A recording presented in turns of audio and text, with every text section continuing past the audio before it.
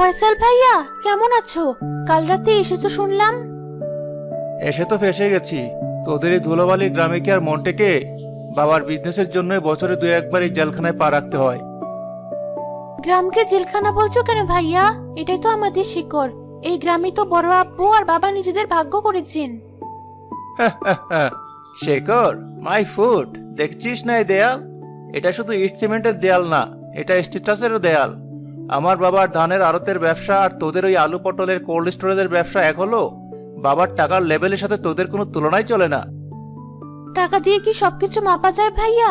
আমরা তো একই রক্ত, একই পরিবারের মানুষ। এই দেয়ালটা দেখতে আমার একটুও ভালো লাগে না। দাদি বেঁচে থাকলে খুব কষ্ট পেতেন। শোন, দাদির আমলের সেন্টিমেন্টাল ডায়লগ দিবি না। আমি শহরের টপ প্রাইভেট ভার্সিটিতে পড়ি, আর তুই পড়িস এই গায়ের এক কলেজে। তোর সাথে ফিলোসফি নিয়ে কথা বলার সময় আমার নেই। বাইকটা পরিষ্কার করে বন্ধুদের সাথে আড্ডা দিতে যাব।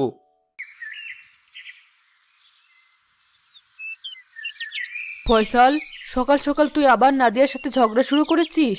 মেয়েটা কত ভালো করে তোর খোঁজ খবর নিল, আর তুই শুরু থেকে ওকে টাকার গরম দেখাচ্ছিস। মা, তুমি এসবের মধ্যে এসো না তো। বাবা পরিষ্কার বলে দিয়েছে, ওই বাড়ির কারোর সাথে বেশি মেলামেশার দরকার নেই। ওরা আমাদের কম্পিটিটর। কম্পিটিটর? আকবর তোর আপন চাচা, নাদিয়া তোর চাচাতো বোন। কবে বুঝবি তুই এসব? যেদিন বাবার কাকায় জাল ভেঙে একে অপরকে জড়িয়ে ধরবে সেদিন বুঝবো, তার আগে নয়।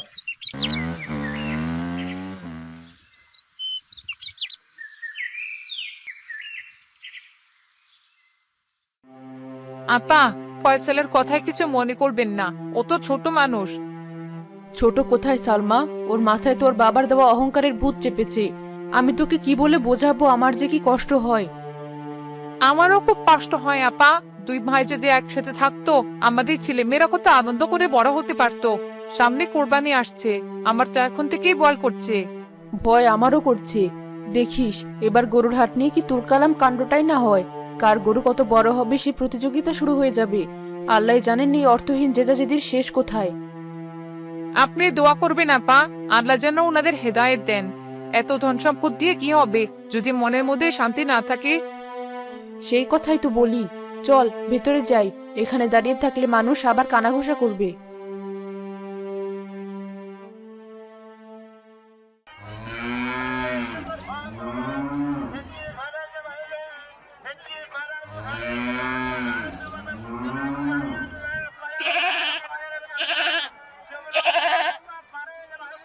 ইসাক চাচা, ওই যে দেখেন, আনোয়ার শেখ তার ছেলে ফয়সালকে নিয়ে হাটে ঢুকছে। আজ মনে হয় টাকার খেলা ভালোই জমবে। আর বলো না, কুরবানি তো এখন আর আল্লাহর ইবাদত নেই, হয়ে গেছে লোক দেখানোর মহড়া। কার কত টাকা আছে সেটা জাহির করার প্রতিযোগিতা। আল্লাহ মাফ করুন। এই ব্যাপারী, তোমাদের এই হাটের সবচেয়ে বড় আর সেরা গরু কোনটা? দামের চিন্তা করতে হবে না। শেখ সাহেব, আসসালামু আলাইকুম।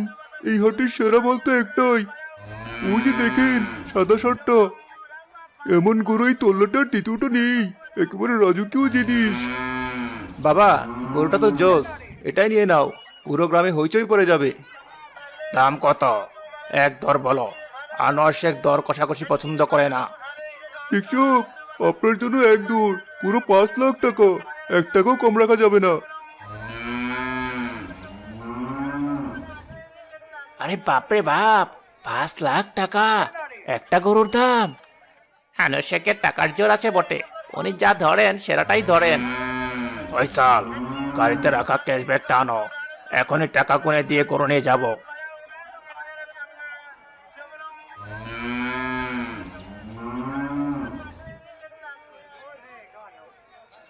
এই নাও ব্যাপারী, 1 টাকা কম নেই, ভালো করে গুনে নাও।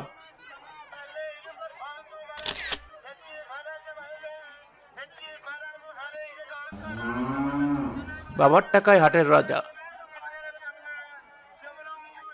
দেখলেন চাচা, নগদ 5 লাখ, একেবারে সিনেমার মতো ঘটনা। আমি টাকার খেলা দেখছি তারেক, কুরবানির মহত্ব দেখছি না। দেখলে তো পাওয়ার, আমার বাবার টাকার কাছে ওই ছোট কাকা টিকতে পারবে? ওনার তো দৌড় ওই কোল্ড স্টোরেজের আলু পটল পর্যন্তই। এবার দেখবো উনি কি কিনে আনেন। হাটের সেরা গরু তো আমাদের বাড়িতে বাঁধা থাকবে। এই কথাগুলো ভিড়ের মধ্যে থাকা আকবর শেখের এক বিশ্বস্ত কর্মচারীর কানে যায়। সে নীরবে ভিড় থেকে বেরিয়ে দ্রুত বাড়ির দিকে রওনা দেয়।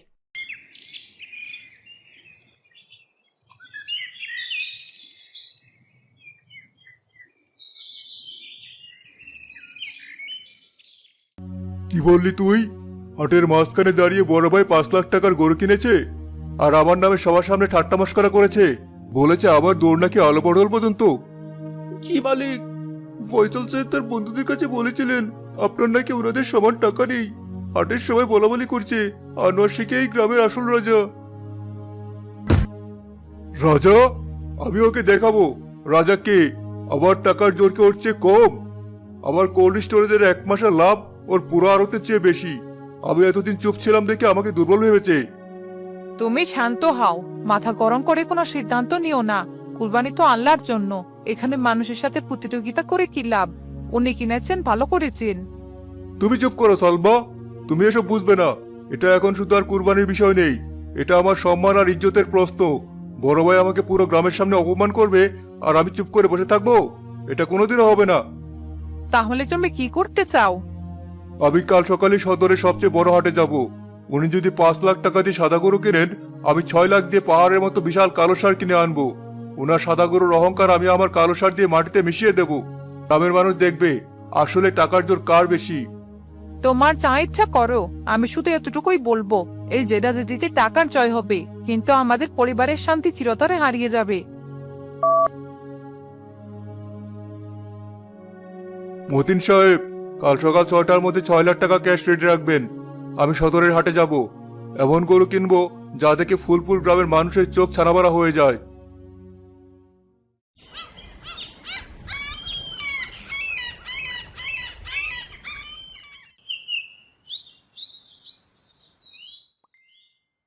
কি দুই যা খুব যে শান্তিতে বসে আছো?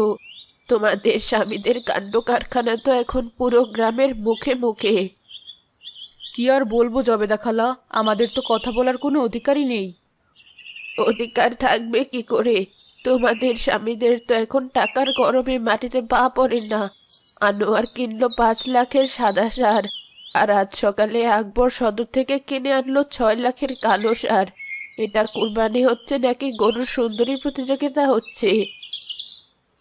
আমাদের লজ্জা করে খালা, সবাই যখন এসব নিয়ে কথা বলে তখন মাটিতে মিশে যেতে ইচ্ছা করে। লজ্জা তো তোদের স্বামীদের করা উচিত। দুই ভাইয়ের বাড়ির সামনে এখনো দুটো রাজকীয় সার বাঁধা, মনে হচ্ছে যেন দুই রাজার দুটো হাতি। কিন্তু লাভটা কে হচ্ছে বলতো? এই কুরবানির গোশত কি আল্লাহ কবুল করবেন? আপনি ঠিকই বলেছেন খালা, আমরা দুজনে কত চেষ্টা করি, কিন্তু ওনাদের অহংকারের দেয়াল এত উঁচু যে আমাদের কথা পৌঁছাই না। আপা ঠিকই বলছেন, এত টাকা এত সম্পদ, কিন্তু আমার মেয়ের মুখে হাসি নেই। সে সারাদিন মন খারাপ করে থাকে, বলে মা আমাদের কি কখনো এক পরিবার হবে না?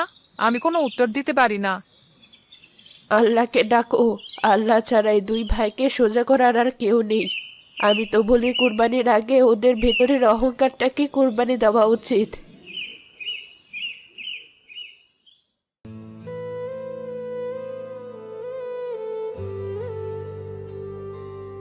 দোয়া কর আল্লাহ যেন ঈদের দিনে কোনো উসিলাই দুই ভাইয়ের সুমতি দেন। আমার আর এই টাকার লড়াই সহ্য হচ্ছে না। আমারও না আপা, আমারও না।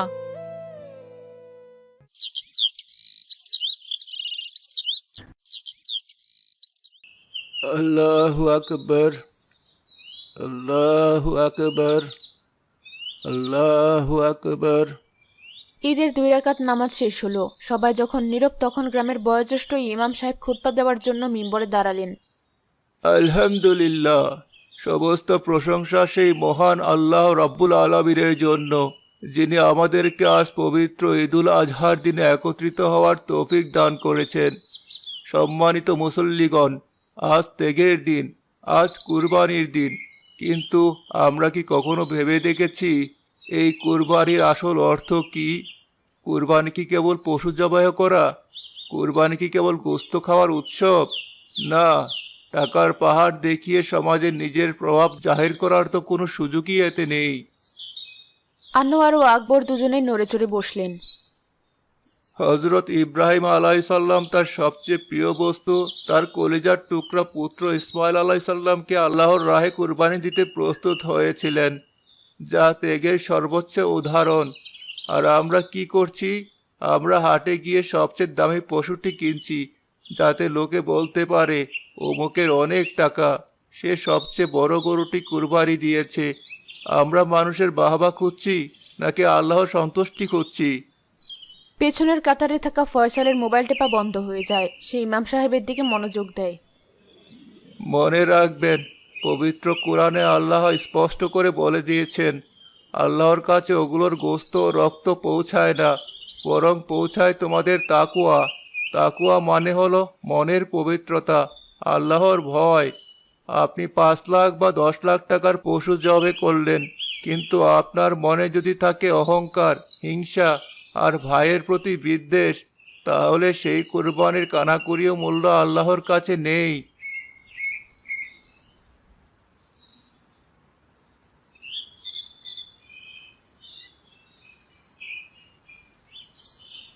ছুরিটা পশুর গলায় চালানোর আগে নিজের ভেতরের পশুকে জবে করুন।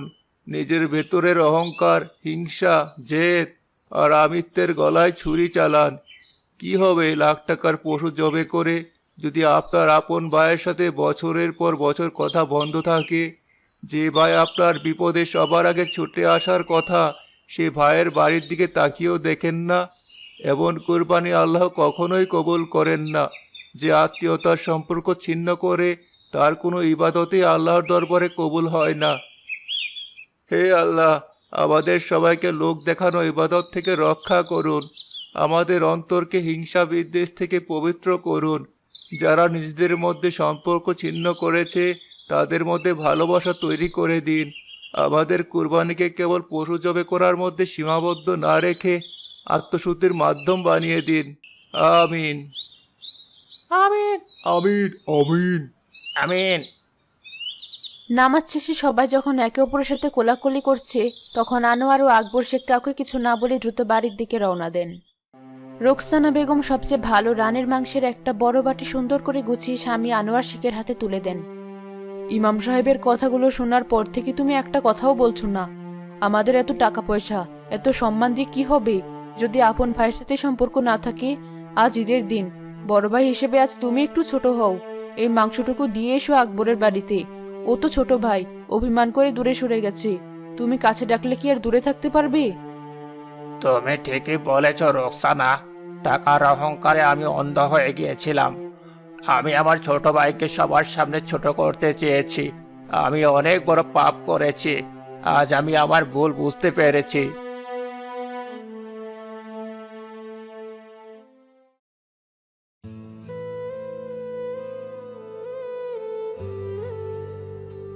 তুমি বড় ভাইয়ের সাথে জেদ করে নিজেকে কষ্ট দিচ্ছ।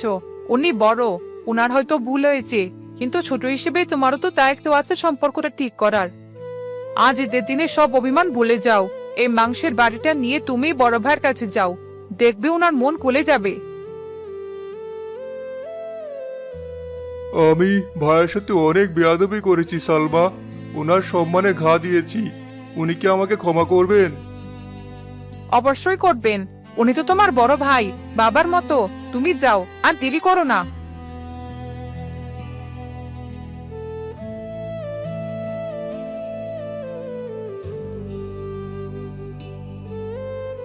একবার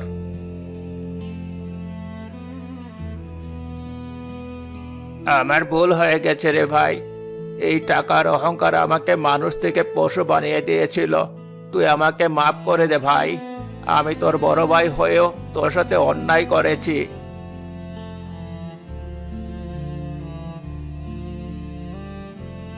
ভাইজান,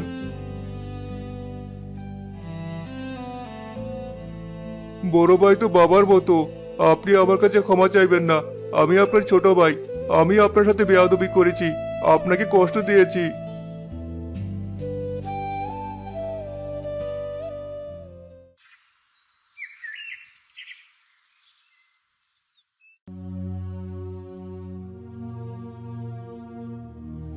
নাদিয়া, আমি আমি খুব লজ্জিত।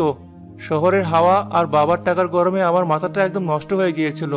তোর সাথে, চাচার সাথে কত খারাপ ব্যবহার করেছি। আমাকে কি মাফ করে দিবি বোন? তুমি তো আমার বড় ভাই, ভাইয়ের উপর কি বোন বেশিক্ষণ রাগ করে থাকতে পারে? ঈদ মোবারক ভাইয়া। ঈদ মুবারক বোন। চল, আব্বু আর চাচা এক হয়ে গেছেন। আজ থেকে আমাদের মাঝখানের এই দেয়ালটা আর থাকবে না। আমি তো এই দিনটারই অপেক্ষায় ছিলাম ভাইয়া।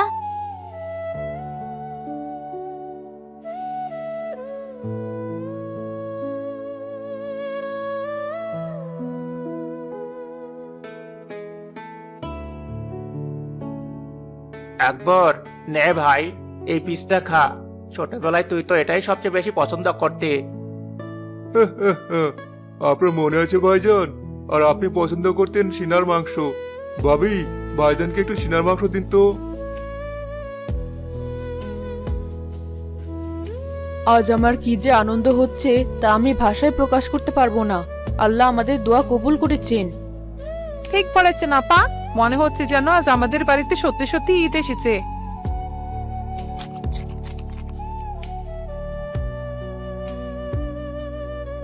ওয়াও, কি দারুণ রান্না করেছিস নাদিয়া। সত্যি বলছি, শহরের কোনো দামি রেস্টুরেন্টের ডেজার্টও এর কাছে কিছু না। ধন্যবাদ ভাইয়া। আসলে কি জানিস, একা একা দামি রেস্টুরেন্টে খাওয়ার চেয়ে সবাই মিলে একসাথে উঠোনে বসে খাওয়ার স্বাদই আলাদা। এই আনন্দটা আমি আগে কখনো বুঝিনি।